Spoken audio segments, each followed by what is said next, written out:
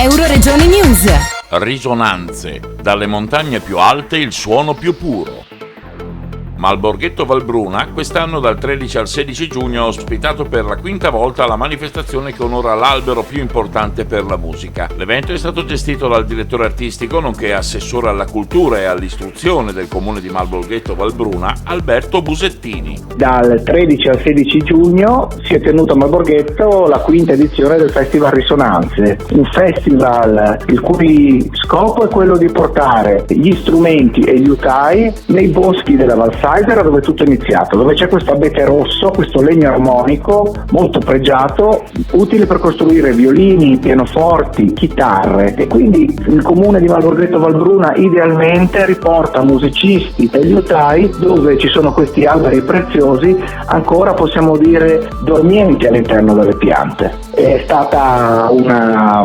4 giorni molto intensa, abbiamo superato le 5.000 presenze che si sono divise tra le varie attività del festival: concerti nel bosco, concerti sul palco della Malgasider, passeggiate guidate alla scoperta della nostra natura, a piedi, mountain bike, iniziando ad esempio il mattino con lo yoga o la meditazione tra questi abeti, per poi spostarci la sera nella location del Palazzo Veneziano di Malborghetto, dove avevamo dei concerti serali, talk con gli artisti, l'assaggio del pane di corteccia e molte mostre ed esibizioni, tra i quali ad esempio un famosissimo liutaio americano, John Monteleone, lo Stradivari della chitarra acustica, Michele Sanginetto con gli strumenti di Leonardo da Vinci, o i liutai proprio al lavoro su violini. Un altro momento forte del festival è stata l'esecuzione nella chiesa di Malborghetto delle 4 stagioni di Vivaldi con Giuliano Carmignola e la Venice Baroque Orchestra, e lì abbiamo voluto portare il bosco all'interno della chiesa con delle proiezioni coordinate proprio alla partitura scritta da Vivaldi. Un momento molto emozionante invece è stata la presentazione del profumo che Lorenzo Danteferro, maestro profumiere italiano, ha voluto dedicare al Festival Risonanze,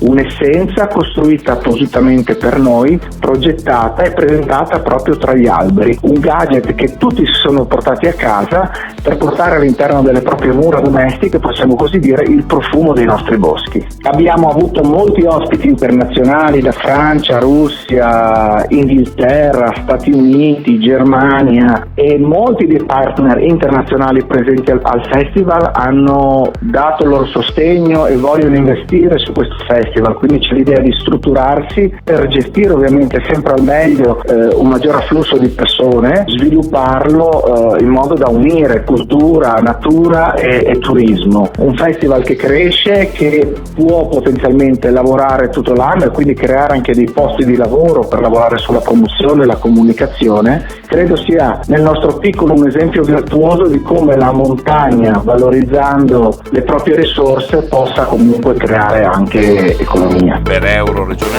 News, Marco Mascioli. Euroregione News.